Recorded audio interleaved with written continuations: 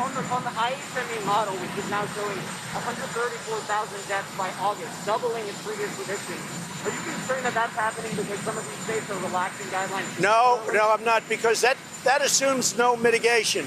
And we're going to have mitigation. No, we're letting people out. But the fact that we're letting people go and go to their jobs, they have to do it. You know, if they held people any longer with the shutdowns, and you're going to lose people that way too. And you already have, I'm sure.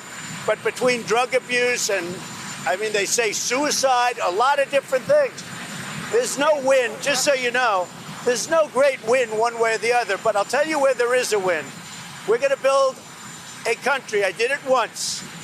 2 months ago, we had the greatest economy in the history of the world, the best employment numbers we've ever had in history, right? I mean, everybody agrees. Even CNN agrees with that one. But I will say this, we're going to do it again, and that's what we're starting.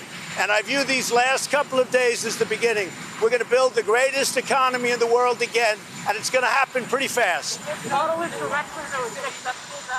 Well, that's with no mitigation. We're doing mitigation. We have a lot of mitigation.